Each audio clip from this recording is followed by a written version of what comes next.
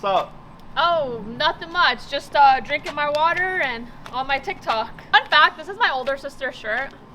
Well, fun fact, this is my dad's shirt. No, it's not. I got this at Target. Well, you guys, I think this is the first time we're ever doing this.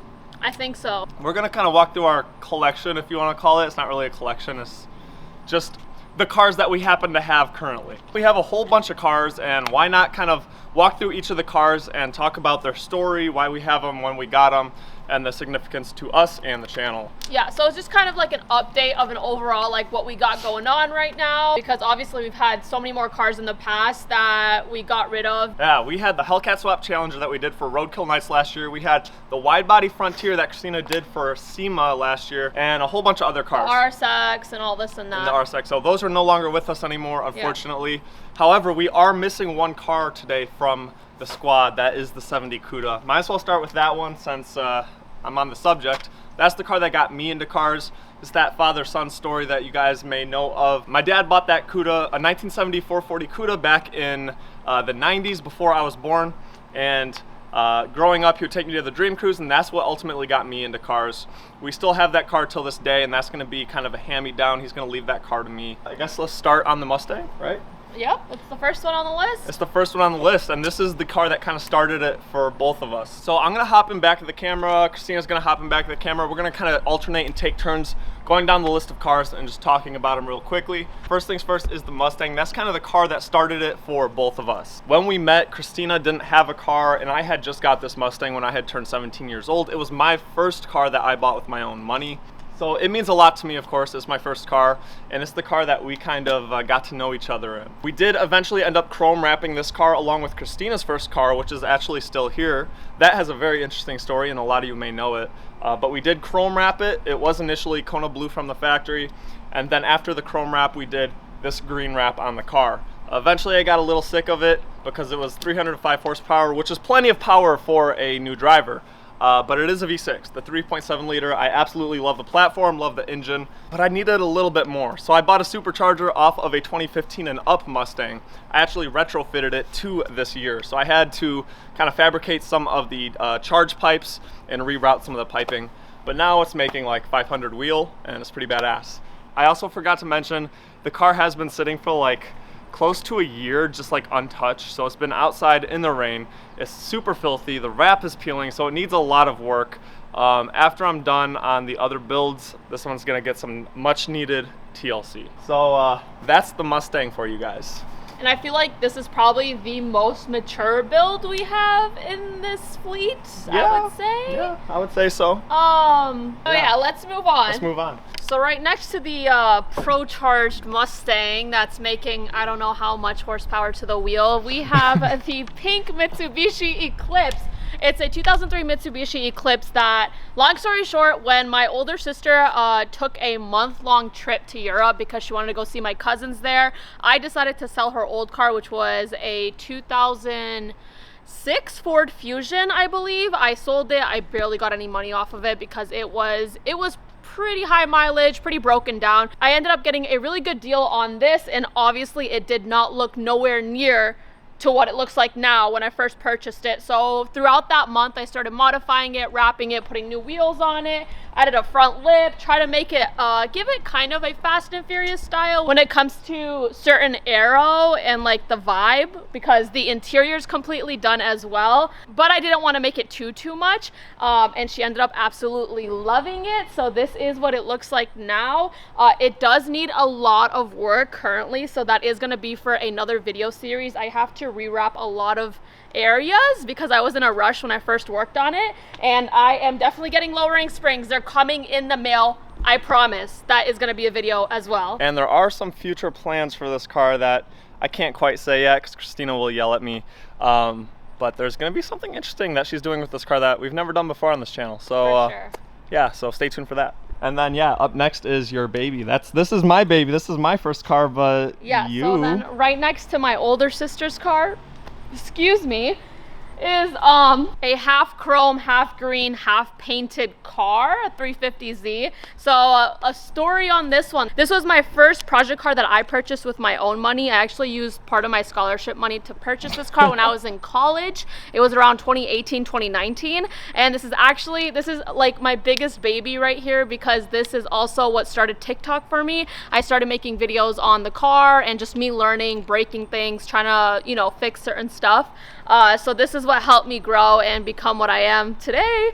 And so I ended up selling it actually like 2 years ago, or a year and a half ago or something like that. And then I ended up really wanting it back, and I didn't ask for it back. I actually saw it on Facebook Marketplace, and I knew the girl that I sold it to, so I ended up reaching out to her. She was all the way in Virginia, and I'm like, listen, can I just buy the car back off of you? Like, I would absolutely love to. So what I'm doing to it now, since it is a base model, it's an open diff, I'm gonna be turning it into my first drift build, because this was my first car, so I wanted it to be my first drift build as well. That's pretty cool. That's what I'm working on right now. It's under construction. It is going to be the Slurpee mobile. It's going to be my designated Slurpee drift build mobile. So yeah. That's a mouthful. But yeah, I mean, we have so many memories between the 350Z and the Mustang, and these two are like, you know, these two are dating as well. Yeah, like, pretty much. These are like girlfriend cars. They're both V6s. They're both our first cars, and we even did a cross-country road trip in these cars. So. Yeah. So then now, right next to the 2008 350Z, we have one of our newer additions, one of the most recent project builds. So I'm gonna go behind the camera now because this is Grant's. Wow, this car, the controversial car. I was just kind of on Facebook Marketplace. I didn't have any plans to build an SL, but I saw an SL 500 on Facebook, and I was like, this car has so much potential, and I fell in love with the SL body. So I started looking, and I found a SL 550, which was this one. I bought it, and I decided to do a TikTok series, kind of turning it into a supercar. Unfortunately, there is literally no performance mods for this car whatsoever. There are headers, but they're $5,000, and I'm not doing that. There's also a tune, and I might as well not tune a bone stock naturally aspirated car. Doesn't make sense. So I did a whole bunch of cosmetic work on this car, and it turned out absolutely beautiful. Like, it's probably my favorite looking car amongst every car that we have here. Currently, you guys, it is kind of under like construction. I am starting another TikTok series, which I don't know if it's really announced at this point, but I'm redoing the interior. The exterior is done very nicely. The interior is very outdated and product, and I plan to keep it for a very long time because I took so much time and effort just trying to make it as good as possible. A lot of the times on this channel, we'll just kind of half-ass things, you know what I'm saying? But this one, we really like made this thing like a show car. So yeah, I love this thing, and it's my baby. Despite what everybody says, a lot of people don't like it, but I love it. So yeah. But yeah, now on to Christina's current car. Okay, so now let's talk about one of my most recent projects. I want to say the 350Z is going to be my more recent project because I am turning it into a drift build. But one of them that I just finished recently actually is this 2002 Subaru WRX. It is the bug eye. This is actually one of my favorite generations on the Subaru other than the blob eye. They have a very similar rear, but the front is a little different. And fun fact, Subaru was actually one of the first cars that I started falling in love with when I started getting more involved in the modification side of cars and the car culture. I can confirm this. When I met her, like, her dream car was a WRX. Yeah. And I was like, yeah, well, like, I got a couple friends with WRXs. Like, you want to ride? ride? To pull that Bro, card. I tried He's like, if you want to get a ride, if you want to get a ride, I got you. How about we exchange numbers? She's like, it's okay. I was like, dang. I almost didn't get her phone number, but here we are. Yeah. 5 years later. So yeah, I did fall in love with this car specifically because all of the rallying history it has, and actually I believe, correct me if I'm wrong, this is one of the first years that the WRX got introduced to the American market. But yeah, and also don't hack into my stuff, but my computer password has been Subi for like almost 10 years now. So yeah. So I turned this into the Slurpee mobile. I had this exact livery and this style with the wheels and the fog fog lights, everything envisioned in my head for the longest time, and I finally made it come to life with the Slurpee on the side for 7-Eleven day, kind of for Slurpee week. So that's kind of the story behind it. It was just kind of for me to learn more on this platform, and I hate to break it to you guys, I've honestly learned that I don't really enjoy this platform as much as I thought I would when it comes to actually working on the modifications and stuff. I love driving it though. It's an amazing car, but I actually do like my VQs a lot better than the EJs. I hate to break it to you guys, but yeah. So this car is also up for sale, just because we have more stuff coming in. I gotta get rid of, our whole driveway is literally completely full from the start to the end. So yeah. And then moving away from the second Slurpee mobile, we have the 2023 Nissan Z that is Grant's. You said second Slurpee mobile. I was like, what do you mean you have two of these? And I was like, wait, oh, you're turning this one into the modern Slurpee cup, because this is the original Slurpee cup. That's the new Slurpee cup design. And also, yeah, a quick little fun fact about the 350Z. As you can see from this angle, you can't tell that it's green or it says Slurpee on the other side. That was a little bit intentional just because I was in a rush with the wrap on the other side. So I had to wrap just enough fenders where it looked like it was completely done. But it's not, because it still looks like the old version. Yeah. So. Well, 350Z, we kind of skipped a generation there. The 370Z, we don't have one, nor have we never had one either. I really do want one. But the new Nissan Z, this car, you guys. Everybody calls it the 400. It's actually technically just the Z, but this is a brilliant car. As you know, me and Christina were kind of like brand ambassadors in a sense. We worked with Nissan closely. We had the whole Frontier project, but because of that, we were able to get our hands on one of the very first few in the United States. This one actually was the first one in all of Michigan, which is, I like to brag about it. It's kind of cool. Yeah, I have the first Z in Michigan. Like, come on, that's pretty sweet. But yeah, I mean, when I first bought the car, there was a few things that I didn't like on it. The manual transmission, I didn't like it just because it felt a little weak to me, and I know if I was gonna track the car, it felt like it was just gonna break in my hand. But having it as a daily driver, that manual transmission is perfect for daily. I actually ended up loving it a lot more than I thought. Same thing with the front end. Didn't like it when it first came out, but I love how it touches on the roots of the original Datsun, the 240Z, the 280Z. It has some 300ZX in the taillights, so it really kind of goes back to the previous generations. Even has a little bit of 350Z in there as well when you look at a lot of the interior components. This is actually built on the platform of the 370Z, the previous generation. It has an Infiniti Q6E Red Sport engine in it with 400 horsepower twin turbo V6. That car, the only thing I would change on it, it just needs to be a little bit more low, but this one is also unfortunately for sale. I don't want to sell it. I'll be straightforward with you guys. It's expensive to own. There are multiple reasons why I am planning to sell this car. It actually is listed right now on Facebook. It would be kind of stupid not to sell it. There are certain reasons. I will make a whole nother video kind of being transparent with you guys and explaining all of my reasoning as to why I'm selling this car. I don't want to, but it only makes sense to for my purposes and my situation. But it's a nice car. I will also say, if you come here, during the Dream Cruise last weekend, somebody left this on my windshield.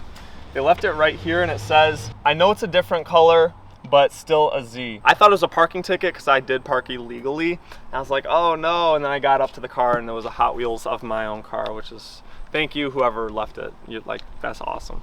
And then up next is my newest build, which only you guys have seen. Yes, an E46. This is the next car in the lineup. Since I was a kid, I wanted an E46. Of course, we are out of room. This is gonna be the next build. However, I'm not gonna be working on it for a very long time. Not until probably towards the winter, maybe even early next year, just because I have to finish the interior on the Mercedes. Then I'm gonna start working on this one. But ever since I was a kid, I wanted an E46. This is a 330 Ci. It is a manual transmission. And yeah, it's gonna be a really cool build. I can't really share too much details just yet, but it's a silver E46. Who doesn't love that, right? So yeah, I mean, there's really not much else to it other than that.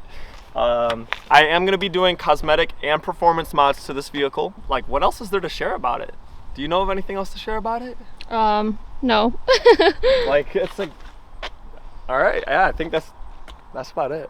Oh yeah, well, the previous owner did slam the car all the way to the ground. I did have him raise up the front end of the car, but he put it on coilovers, so unfortunately I can't do that modification myself because it's already done. But the coilovers, you know how you can like slam a car on coilovers? Well, he lowered it all the way, still wasn't low enough, so he got Swift lowering springs and put them on the coilovers and like slammed it all the way to the ground. So the rear is still currently slammed. However, the front of the car, he lifted it up a little bit for the trailer because I had it trailered here and it was just dropped off last week. So yeah, I am going to be doing a lot of stuff to this car, and I'm excited to see how it turns out. Last but not least, it's kind of a different car from all of the rest of the sports cars, but we have like a mid-size SUV. It's like a mom car, but it literally is a mom car in a sense. I'll let Christina explain that one to you guys. So I'm gonna keep this one very short because it's just a mess on my end, and I don't really enjoy this story because it's costing me a little bit of money.